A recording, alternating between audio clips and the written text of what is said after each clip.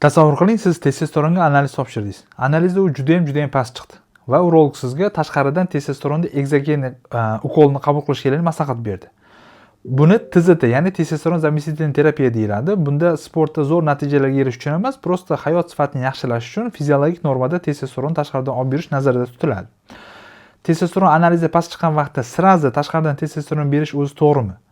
Videoning oxirida imенно TZTni qanaqa holatda qilish kerakligini videoning oxirida aytaman. Videoni oxirigacha ko'ring. Ma'lumot boshlashimdan oldin kanalga obuna bo'lib, bu videoni maksimal hammaga tarqating, чтобы boshqalarga manfaatli bo'lishi uchun. Hozir men sizga bitta konsultatsiyada bo'lgan holatda misolida buni narsani tushuntirib bermoqchiman. Demak, e'tibor beramiz. Xo'p, bemor 99-yil topshiriqlarga ko'z yugurtirib chiqamizda, bemor demak endokrinologga ham, urologga ham borgan. Xo'p, testosteroni 0,58 nanomol chiqyapti. E'tibor beramiz, jinsiy gormonlardan faqatgina testosteronga topshirilgan bo'ldi.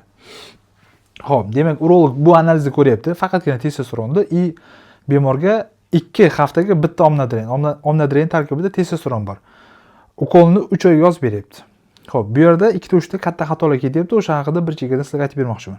Demak, birinchi xato, bu yerda aniq diagnoz qo'ymasdan tashqaridan omnodren, ya'ni testosteron ukol qilinyapti. Nima uchun aniq diagnoz qo'yilmadi? Sababi hech qachon bittagina testosteron o'ziga qarab jinsiy gormonlar qanaqa holatlarni ko'rib bo'lmaydi. Bu umuman katta xato.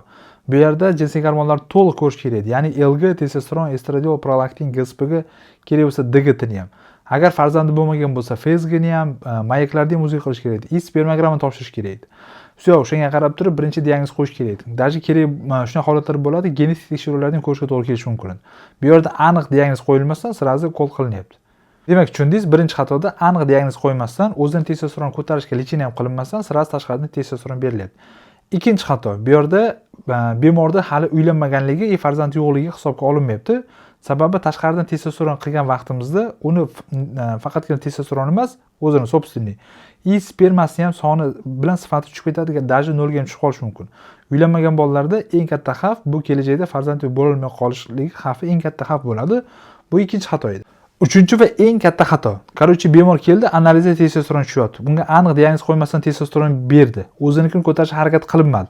Qarasho 3 oy omnodren, ya'ni testosteron olgandan keyin o'zining testosteroni ham, spermasi ham tushgan holatda chiqadi, o'sha omnodren tugagan vaqtda. Keyin darash taktika qanaqa bo'ladi? O'zining testosteronni bariyani ko'tarishga to'g'ri keladimi? Kamiga spermani ham qayta tiklashga to'g'ri keladimi? Nima uchun o'sha narsa boshidan qilinmadi? Boshidan aniq diagnoz qo'yilmadi. O'sha narsaga men tushunmadim. Bu videoni qilishimdan maqsad u urolog tupoy edi, men zo'rman deyish emas. Bu yerda har doim masalan sportsmenlar ishlaganimizda testosteron, steroidlar yomon, shular orqasida farzandsiz bo'lib qolasan, unaqa deyiladi. Bu yerda hozir testosteron aybdormi yoki undan noto'g'ri qo'llanish aybdor bo'lyaptimi? Bu yerda har doim bitta narsani tushunish kerak. Testosteron bu prosta instrument. Undan qanday foydalanish o'zimizga bog'liq.